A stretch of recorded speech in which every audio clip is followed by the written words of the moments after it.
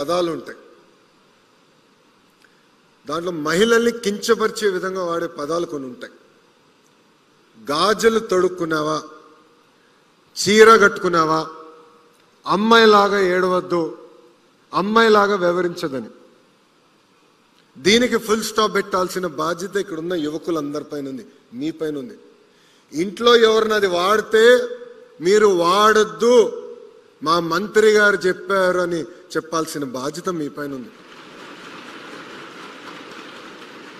వికసిత్ భారత్ మనం సాధించాలంటే మన సమాజంలో మహిళలు మగవాళ్ళు సమానం అనేది నిరూపించాలి, ఆచరణలో తీసుకురావాలి. కేవలం టెక్స్ట్ బుక్స్లో కాదు, అమలు చేయాలి. ఏ సమాజంలో అయితే మగవాళ్ళతో సమానంగా ఆడవాళ్ళని మనం గౌరవిస్తామో, అన్ని రంగాల్లో ప్రోత్సహిస్తామో, ఆ దేశమే డెవలప్డ్ దేశం అవుతుంది. అందుకే ఇక్కడున్న అబ్బాయిలందరూ చెప్తున్నా, అమ్మాయిల్ని కించపరిచే విధంగా మీరు ఎవరన్నా మాట్లాడితే నేనే వస్తా, 2 గట్టి కొడతా. మాకు మొహమాటాలు ఏమీ లేదు ఈ విషయంలో. కించపరిచే విధంగా మనం మాట్లాడకూడదు, మహిళల్ని మనం గౌరవించాలి. ఇది మనందరం ఒక బాధ్యతగా తీసుకోవాలని ఇక్కడ ఉన్న మిమ్మల్ని అందరూ నేను కోరుతున్నాను. ఈరోజు అద్భుతంగా మీరందరూ చర్చించారు. సుమారుగా 45,000 ప్రభుత్వ పాఠశాలలో ఇది లైవ్గా మిగతా విద్యార్థులందరూ చూస్తాం జరిగింది. ఇక్కడ రాలేకపోయారు కొంతమంది విద్యార్థులు, ఎందుకంటే మీతో చాలామంది పోటీ పడ్డారు. వాళ్ళు కూడా ఫస్ట్ ర్యాంక్ వచ్చింది, మీకు తెలుసు వాళ్ళందరూ. కానీ వాళ్ళు రాలేకపోయారు. ఏం పర్వాలేదు, ప్రభుత్వం మెరుగైన అవకాశాలు మీకు కల్పిస్తుంది, ఒక అద్భుతమైన వేదిక మీకు ఏర్పాటు చేస్తుంది. అధైర్యపడాల్సిన అవసరం లేదని ఈ సభాముఖంగా వాళ్ళందరూ కూడా నేను తెలియజేసుకుంటున్నాను. ఇక్కడున్న పిల్లలందరినీ నేను ఒక విషయం కోరాలనుకుంటున్నా. ఎప్పుడైతే మీరు మాట్లాడాలనుకుంటారో క్లారిటీతో మాట్లాడండి, భయం అవసరం లేదు.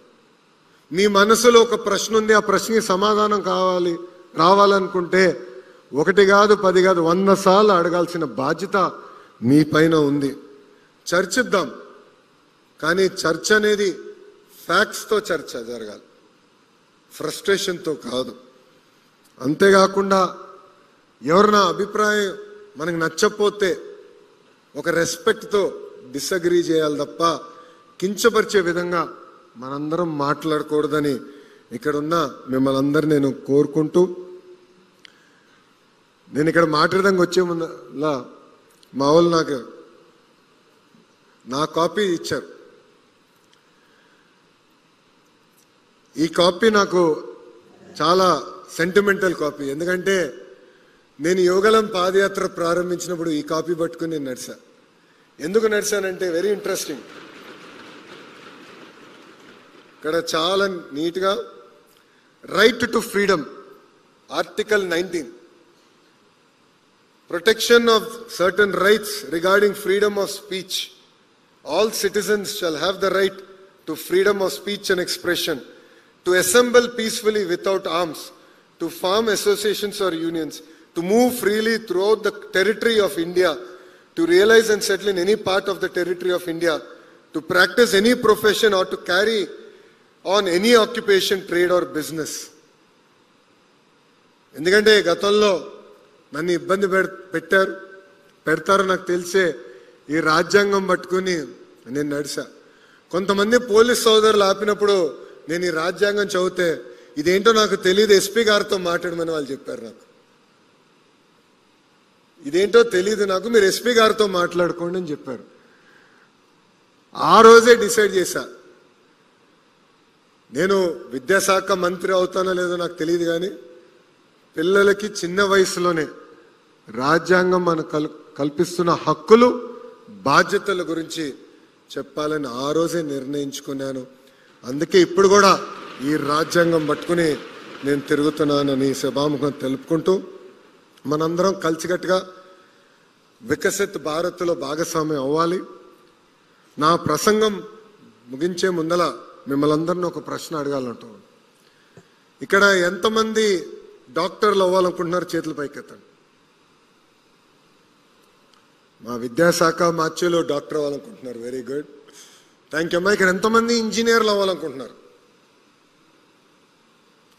ఎంతమంది ఇక్కడ ఐఏఎస్ ఐపీఎస్ ఆఫీసర్లు అవ్వాలనుకుంటున్నారు? అబ్బో, మీరెక్కున్నారు. ఓకే, చేతుల కింద దించండి. ఎంతమంది రాజకీయ నాయకులు అవ్వాలనుకుంటున్నారు? 5గురేనా? 6గురేనా? ఎట్లా? మళ్ళీ వికసిత్ భారత్ ఎలా సాధిస్తావు చెప్పండి. రాజకీయాల్లో మీరందరూ భాగస్వామ్యం అవ్వాలి. You have a role to play. రాజకీయాల్లో కొన్ని విషయాలు మనకు నచ్చకపోవచ్చు, మనం ఏకీభవించవచ్చు, కానీ సమాజంలో ఏ మార్పు అయితే మనం ఆశిస్తున్నామో రాజకీయాలకు వచ్చి పోరాడి శాసనసభలో అడుగుపెట్టి మార్పు తీసుకురావాల్సిన బాధ్యత మనందరి పైన ఉంది. ఇక్కడ